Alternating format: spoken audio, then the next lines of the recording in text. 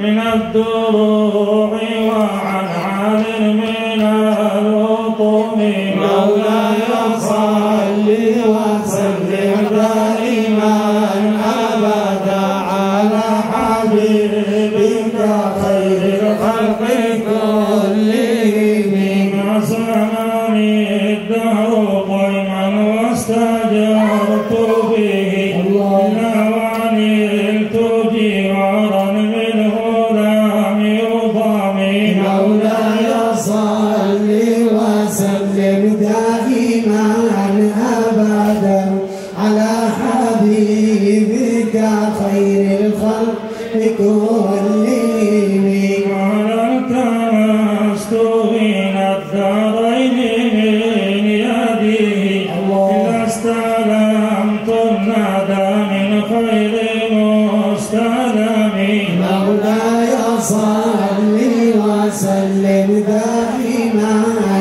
أبدا على حبيبك خير الخلق كلهم كم أقوات وصيبت باللمس راحتهم فأطلقت قريبا من ربقة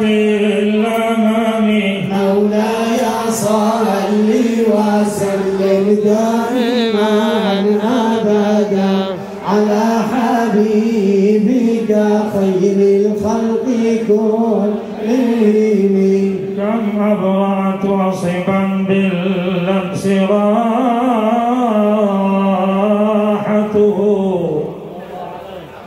وأطلقت عريبا من ربقة اللمم وأحيت السنة الشهباء دعوته حتى حكت غرة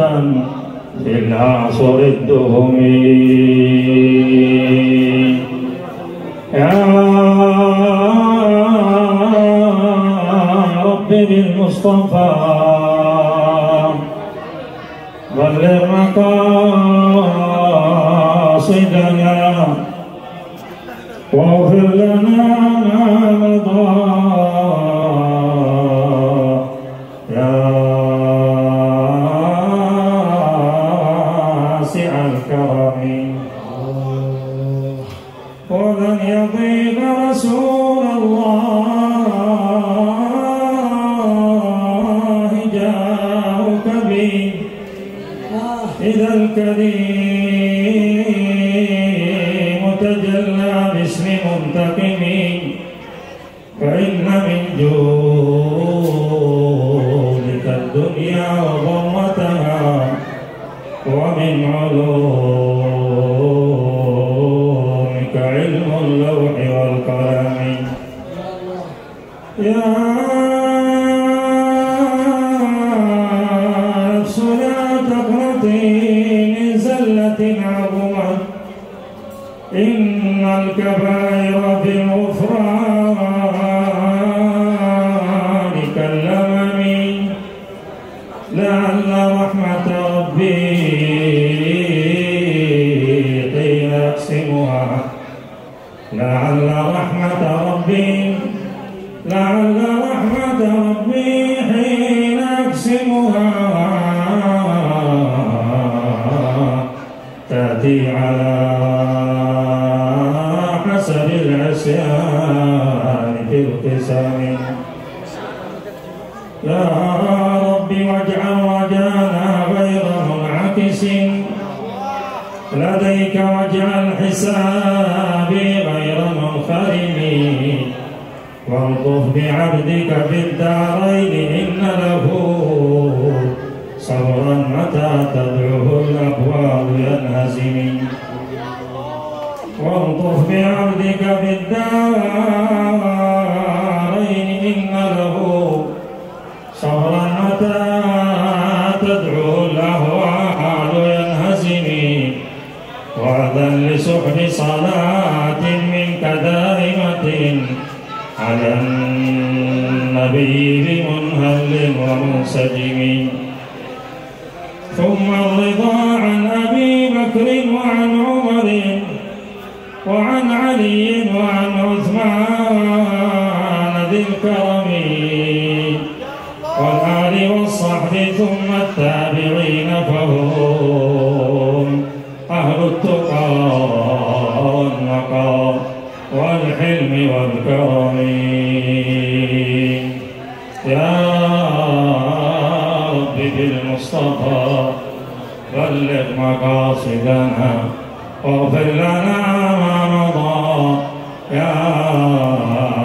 واسع الكرم إلى كم تماد في غرور وغفلة وكم هكذا نوم إلى غير يقظة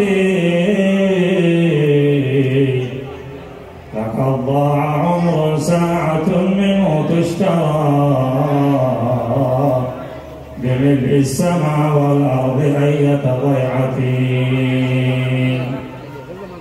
أتنفق هذا في هوى هذه التي أبى الله أن تسوى جناح بعوضة وترضى من العيش الرغيد تعيشه مع الملأ الأعلى بعيش البهيمة فيا ذرة بين المزابل ألقيت وجوهرة بيعت بأرخص قيمة عفان بباق تشتريه سفاهة وسخط برضوان ونار بجنة أأنت عدو أم صديق لنفسي فإنك ترميها بكل مصيبة لقد بعتها حرا عليك رخيصة وكانت بهذا منك غير حقيقتي فويك استغفر لا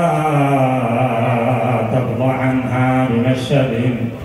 من الخلق إن كنت ابن أم كريمة فبين يديها موقف وفضيحة يعد عليها كل مثقال ذرة كلفت بها دنيا كثير غرورها تعامل من في نصحها بالخديعة إذا أقبلت ولت وإن هي أحسنت أساءت وإن صابت فثق بالقدورة ولو نلت منها مال قارون لم تنل سوى لقمة في فيك منها وخرقة ولو نلت منها مال قارون لم تنل سوى لقمة في فيك منها وخرقة وهبك بلغت الملك فيها لم تكن لتنزعه من فيك أيدي المنية فعيشك فيها ألف عام وتنقضي كعيشك فيها بعض يوم وليلة فعيشك فيها ألف عام وتنقضي كعيشك فيها بعض يوم وليلة تصلي بلا قلب صلاة بمثلها يكون الفتى مستوجبا للعقوبة تصلي بلا قلب صلاة بمثلها يكون الفتى مستوجبا للعقوبة تظل وقد أتممتها غير عالم تزيد احتياطا ركعة بعد ركعتين، فويلك تدري من تناجيه معرضا وبين يدي من تنحني غير مخبتي، تخاطبه وإياك نعبد مقبلا على غيره فيها لغير ضرورة، ولو رد من ناجاك للغير طرفه تميزت من غيظ عليه وغيرة، أما تستحي من مالك الملك أن يرى صدودك عنه يا قليل المروءة، صلاة أقيمت يعلم الله أنها بفعلك هذا طاعة كالخطيئة، وأعجب منها أن تدل بفعلها كمن قلد المدلول بعض صنيعة، ذنوبك بالطاعات وهي كثيرة إذا عددت تكفيك عن كل زلة،